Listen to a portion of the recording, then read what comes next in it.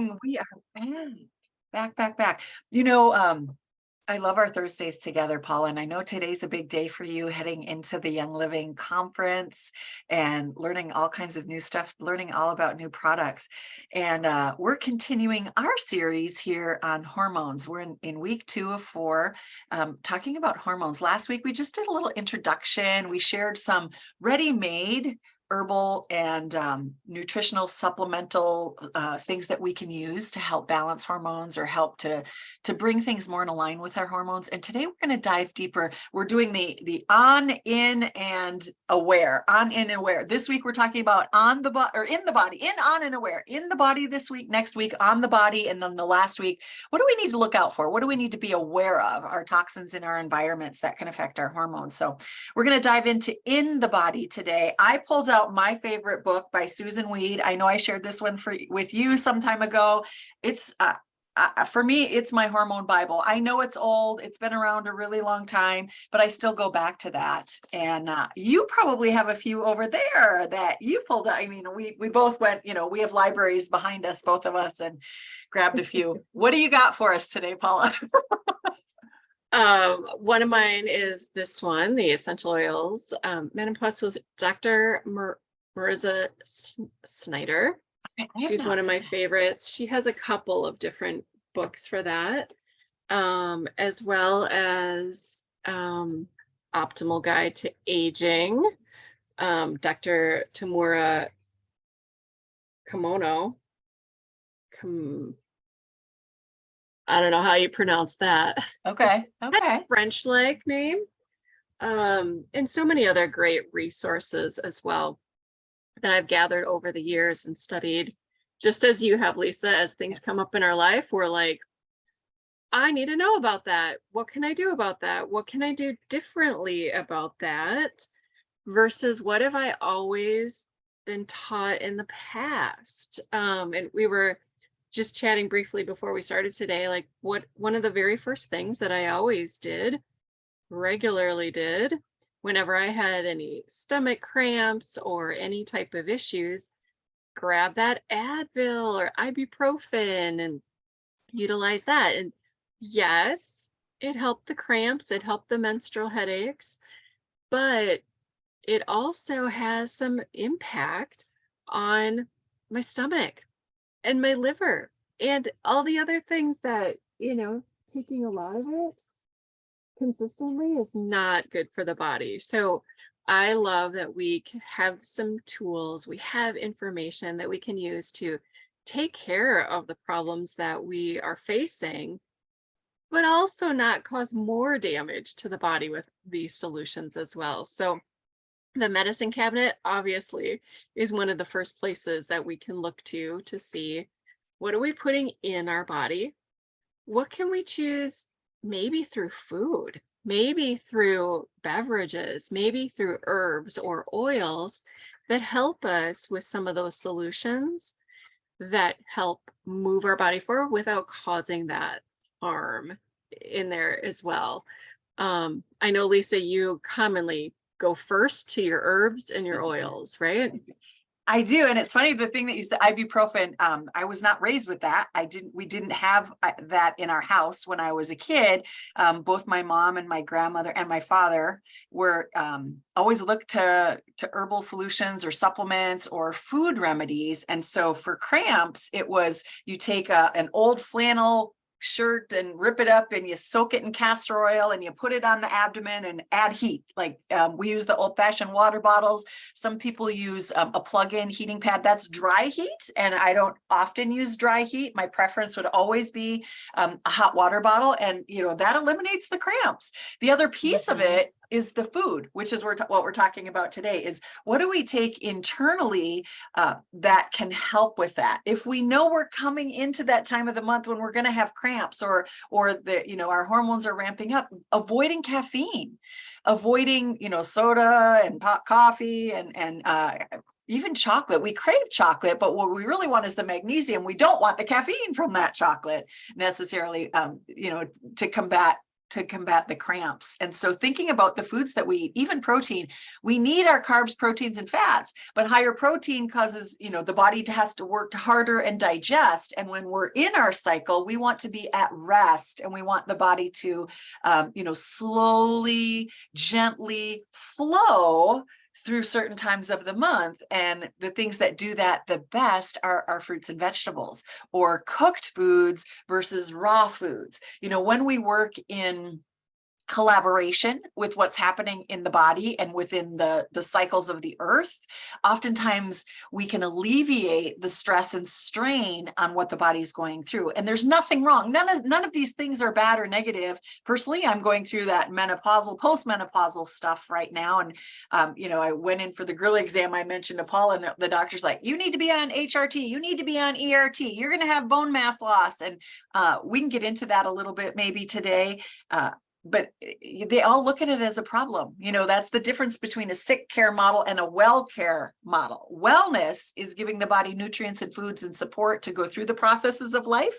A sick care model thinks everything is a disease and we got to band-aid it and fix it right now. And that's not it's not holistic vitality. That is not where I come from at all. So, yeah. Where do we want to start with this? Where do you want to go with this? That was kind of my soapbox. Yeah, you know what? You hit some great topics right off the bat. Let's talk about caffeine and alcohol. Yeah. Caffeine is, obviously we love it for that brain clarity. Some of us need it more days than others for some energy. And some of us just love it as our part of our morning routine. In excess, it causes a lot of challenge in the body. It upsets our hormone cycles. This puts us on this roller coaster ride. Like, give me some and I drop it, give me some more and I drop. So looking at that and just being honest with yourself, how much are you ingesting? How much are you having? Can you do less? Can you have this just as a, small amount, if any? And how does it affect you? Really being clear as to the difference. Every body is so different. Some people can have a cup, some people could have multiple cups, but also paying attention to time of day that you have it, when you stop having it, can all make a big difference.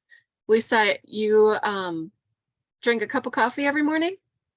Well, I call it coffee. When people say, oh, you're having your coffee, it's like, yep. Not sure that there's any coffee in my coffee, but I call it coffee because it is warm and I do drink it in the morning. And over the years, I've slowly adjusted that habit. There's mushrooms in here. There's dandelion in here. There's grass-fed butter in here. There's coconut MCT, coconut oil in here. And coffee grounds just for that flavor. I love herbal coffees.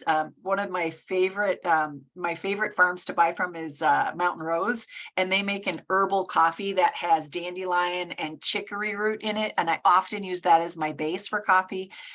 Dandy Blend is another one that's manufactured. It's freeze-dried dandelion, and I believe they also use chicory in it just for the flavoring, and then they powder it, and that's more of an instant, where the roots, the actual roots from Mountain Rose in their herbal coffee, you have to steep it and for a long period of time. And it's just, I love that in the fall. It's real nourishing in the fall, those deep roots. For my quick coffee, I use a lot of Dandy Blend, during the summer. It's instant. You add hot water and then throw in all my other concoctions to it and go to town with it. But I like coffee, but I'm a coffee snob. I can't even order coffee out anymore because really there's less coffee in my coffee than there is all the other stuff at this point. Mm-hmm, mm-hmm. Yeah. And the real damage is what's in your coffee.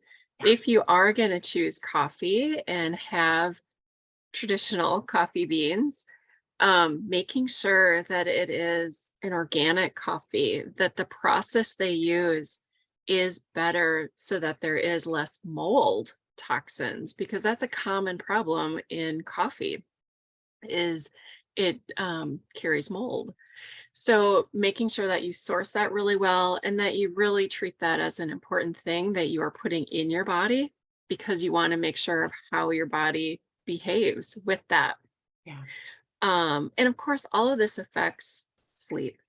So sleep is the time of day where our hormones are just rebalancing, resetting. We need to prioritize our sleep as one of the most important things we can do for our body. So anything that we ingest, food or beverage, that affects our sleep isn't helping us with our hormone balance, Mhm. isn't helping us move forward. So let's move into the other taboo item, alcohol. That has a big impact on our hormone Yes. balance because it affects our sleep dramatically, Yeah. right? Yeah.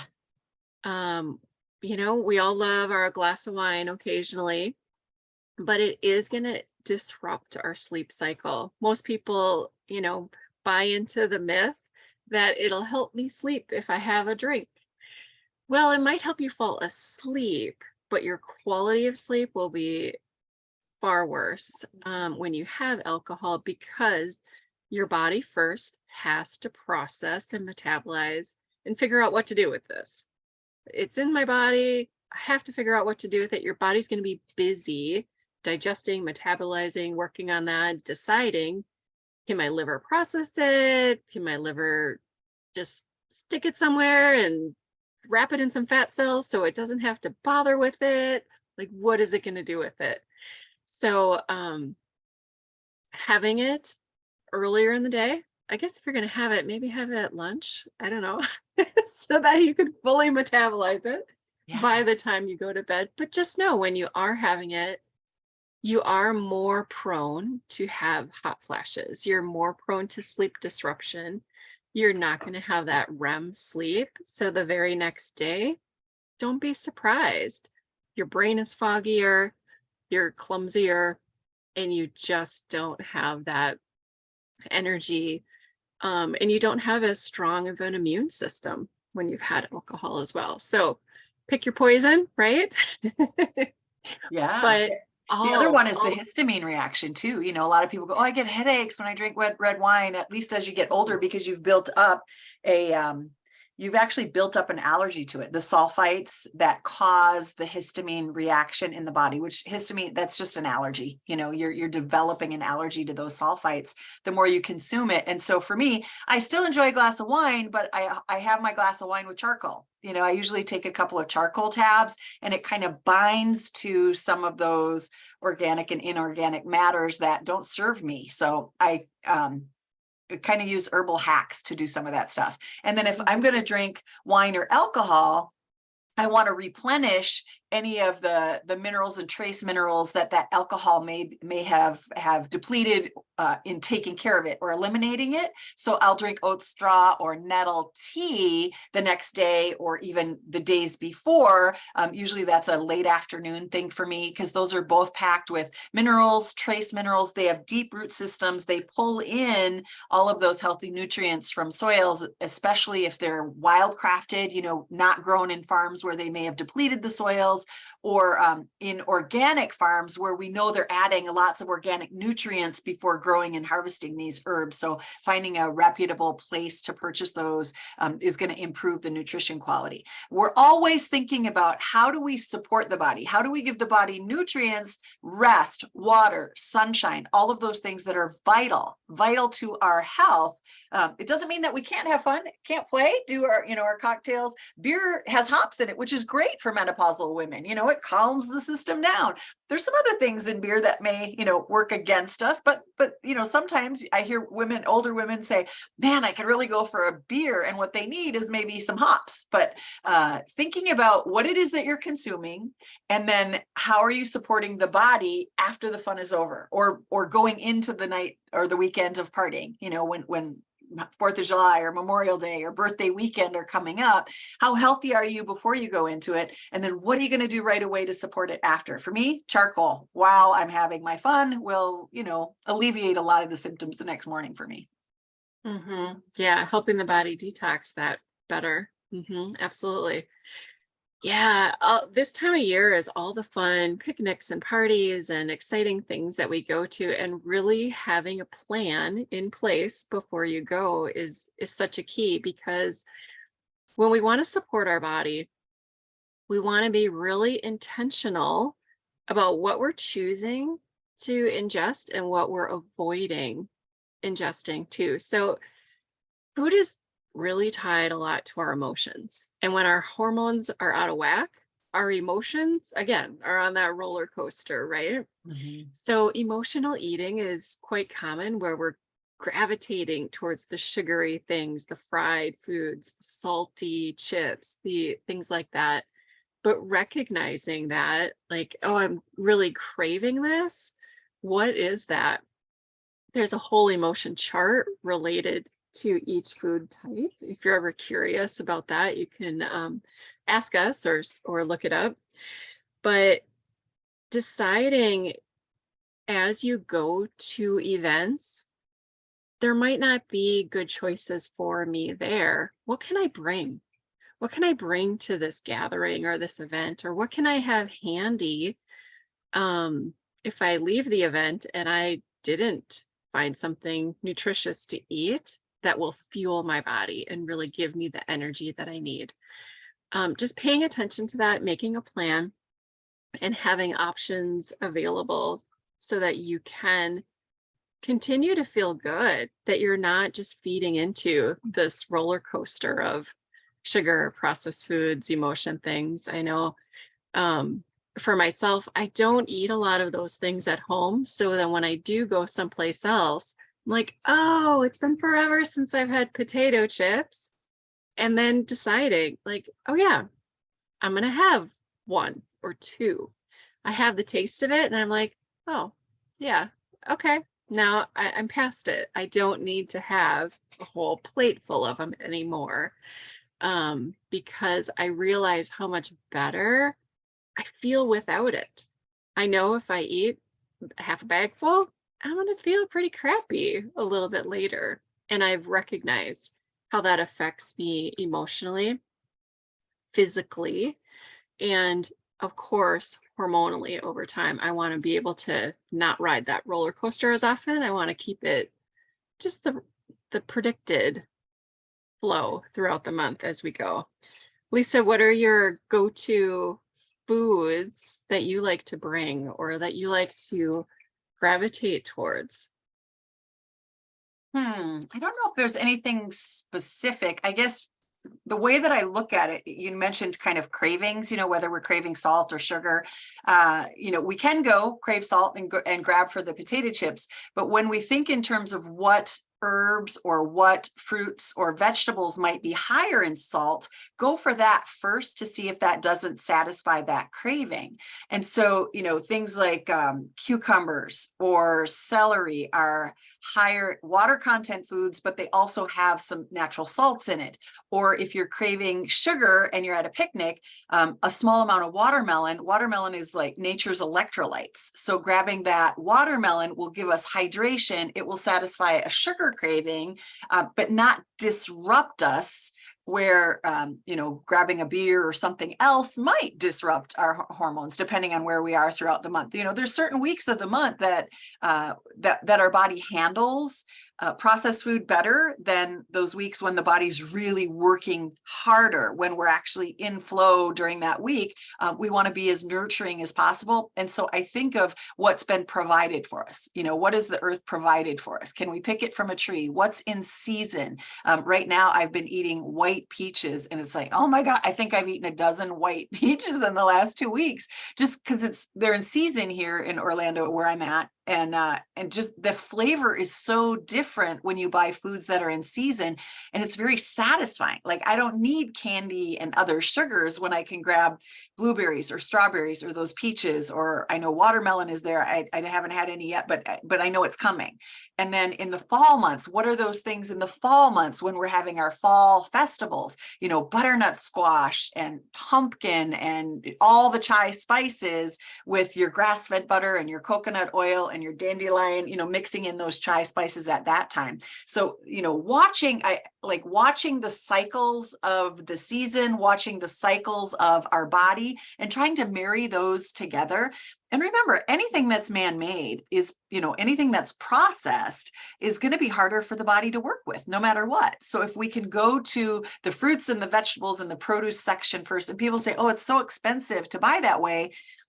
maybe it's a little bit more expensive. I find that it's not, because I don't need the quantity of food because I'm satisfied. Like I can have a peach and be satisfied. I can eat an entire bag of chocolate and not be satisfied because that isn't what my body needed, right? Like, Right. but when you start paying attention to these things, then you get in tune with it and you realize, wow, I can have a bowl of cashew hummus with some of those. They're now cutting carrots into like chip sizes. I can eat a bowl of that cashew hummus with those with the chips cut, carrots cut like chips. It's like, that's better than a bag of potato chips. I'm just saying. And I don't need nearly as much to feel satisfied. So exploring different ways to satisfy those sugar cravings, those salt cravings. There are foods, healthy foods that you can choose. Sometimes we don't know. So getting into groups where they're studying this or picking up, like, I love this book, The Ketotarian. Everyone's talking about the keto diet. And this is one I picked up. I can't really do keto because I don't do that kind of meat, like the volumes of meat that you do on keto are challenging. And I saw Ketotarian. Oh my gosh, you can do it as a vegetarian. What the heck does that look like? So studying foods that support health and wellness, avoiding box bags and cans is really going to support our hormones better than anything I've seen, better than supplements, better than ERT, HRT, hormone replacements, the food. And then I hope you're going to ask about fitness soon, because that's the other piece for me, is the fitness piece. Yeah. Let's dive right into that. Sure. Yeah. Strength Exercise. training. Yeah. Yeah. Exercise. Yeah. What's your plan? How do you incorporate that? When we're menopausal, I'm going to talk from a menopausal standpoint, because I think we do have some people here, but it doesn't matter where you're at. Having a fitness plan is going to help to balance hormones. But what we know about menopausal women is within the first 5 years after going through menopause, they lose somewhere between 5 and 15% of bone mass immediately. It just, as soon as the estrogen leaves the body, then the bones start to, we start to lose bone mass. And so if you're not going to do HRT or ERT, which are hormone replacement therapy or estrogen replacement therapies, if you're not going to do those, don't get your undies in a bundle about it. Just know that that's going to happen and then come up with a plan for it. Like, there's herbs that you can use. Start drinking oat straw and nettles and red clover leaf teas, because all of those help to stimulate estrogen production.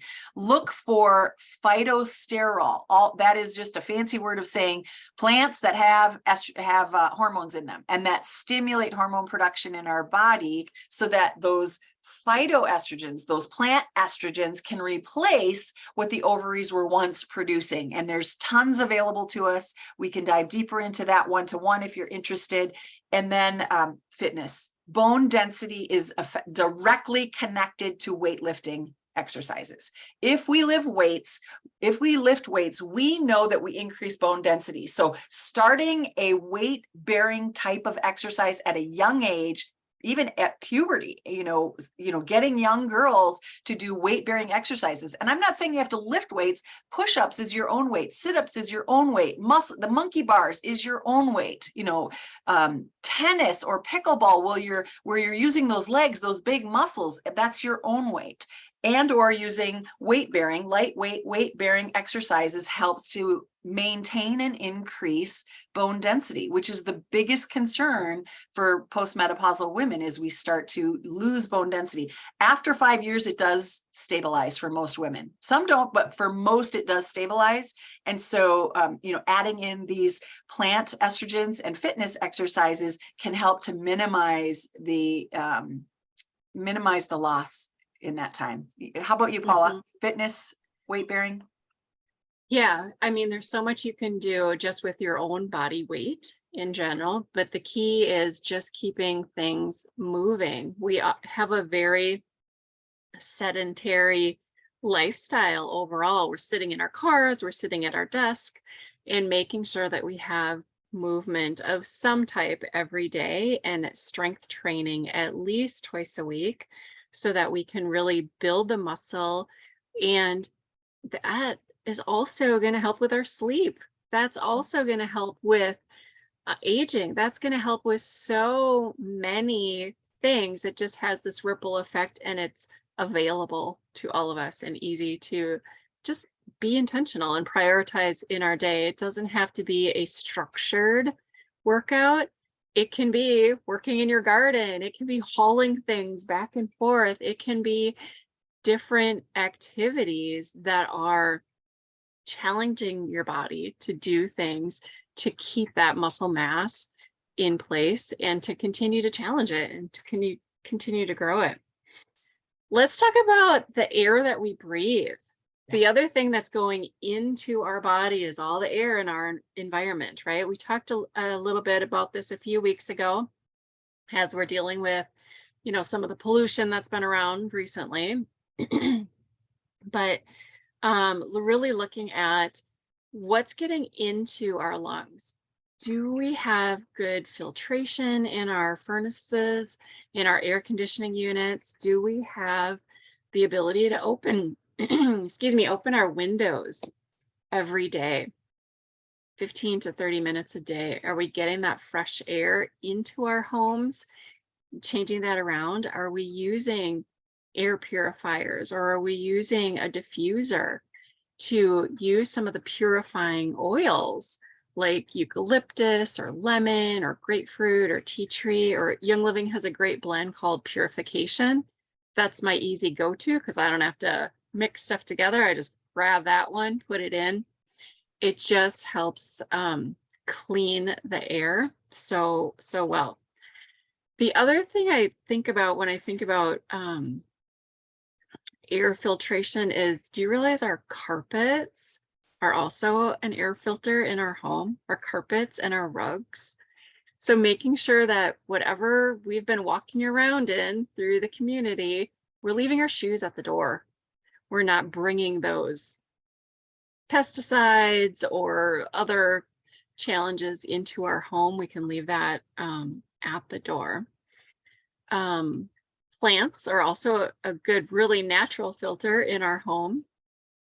An aloe plant, a snake plant, peace lily, those are easy ones that produce a lot of great oxygen to keep cycling that through, as well as looking at the air fresheners that we're using in our homes or the perfumes that we're using in our home. Our lungs are ingesting all of that.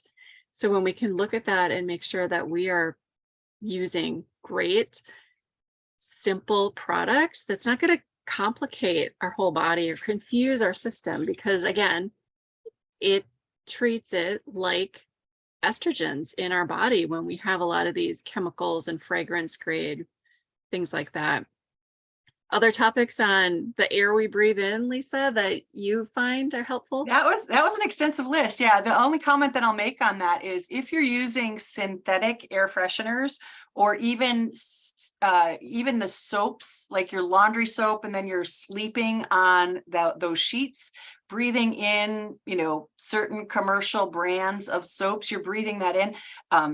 The plugins, the candles, those are estrogen disruptors, and they cause something called xenoestrogens, or bad estrogens in our body.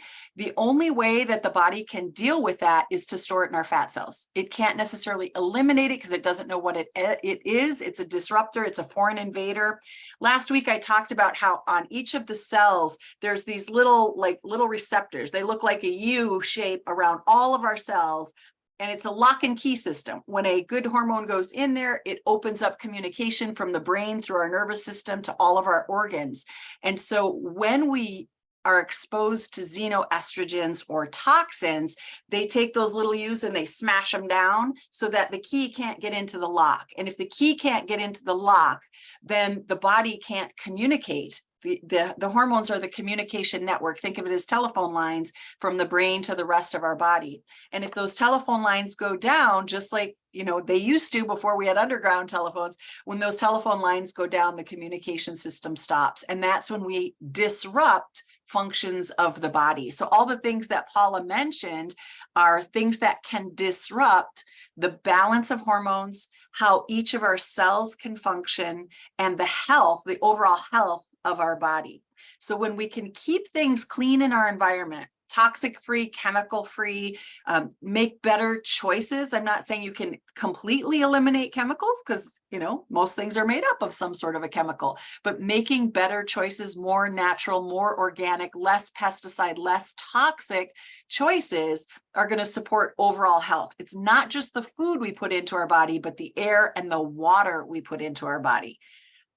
I'm going to jump into water and then I'll toss it back to you. Water systems. I have filtration on my sinks. I have filtration on my showers, even my guest shower. So when people come here, it's so funny. I've had a lot of guests lately, and one gentleman was with me a couple of weeks ago with his son, and he said, I haven't slept like that in 3 years. And it was like, what? And it's like, well, I have lavender pillows. So when you lay your head down, you're getting this fragrance of lavender pillows. There's lavender sachets tucked into the pillows themselves. And then there's a protective sheet, and then there's the pillowcase on it.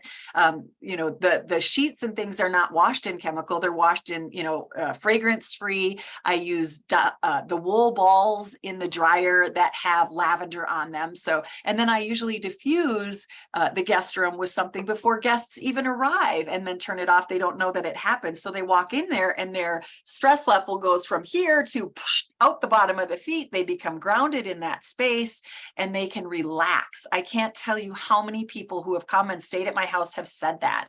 And then they're bathing in, you know, clean water with no chlorine, because I have chlorine filters on there. They're using towels that don't have any fragrance or scent on them. They have organic, fragrance-free towels and sheets that they're using. It's no wonder they feel like they've been at, you know, a year-long retreat after only a couple of days staying at my house. And then not to mention the food that they get when they're here is a little different than what most people eat on a day-to-day basis. So looking at the water that we drink, do you have filtration systems? And not just the water that we drink, but the water that comes in through our skin, the largest organ of the body. Air and water, two key components with balancing hormones. Yeah, it all ties together. And I think where I want to leave this at is really evaluate what's in your daily life. What are you bringing into your body, whether you're bringing it into your lungs or you're bringing it into your stomach? What of those affects your ability to rest, your ability to have clear thoughts, and your emotions? Because all of those affect your hormones. And if you can have that association with, hey, when I eat this, I feel this, or I notice this, then we can make more conscious choices going forward of, okay, I'm only going to have this when this happens, or I'm going to just cut back on that, or I'm going to choose these other things. Variety is a spice of life, and we can choose a variety of fruits and vegetables and things that we have not even tried or haven't had recently. It helps our body when we can make a big, give our body that variety of nutrients and experiences. One, it's fun and exciting, but two, it has a benefit for our body dramatically. Any final thoughts, Lisa? Yeah, the kids. What came to mind when you were thinking, when you were saying that, was like, oh my gosh, we didn't even talk about how all of these toxins affect our children and how they grow up, and the hormones that they're ingesting through our food and through our beverages, the hormones that are being disrupted by our environments and toxins. You know, kids have a lot of allergies these days. They have a lot of lowered immune function. And we cause a great percentage of that in our children. They're not typically born with that. They come out beautiful and pristine in most cases. And then we bring them into this world of toxic overload and disrupt their hormones so that their body can't grow and function. So if you don't want to do it for you, do it for the kids in your life. Yeah. My nieces and nephews who are here often, I talk about them often.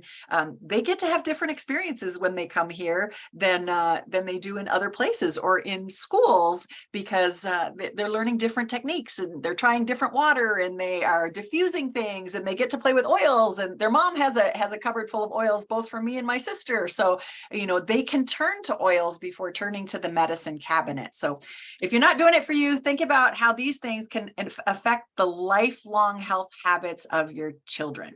And if you need more help, reach out to Paula and I. Absolutely. So next week, we'll be talking about what goes on the body that affects hormones. So forward to chatting more about that next week. Thank you, Paula.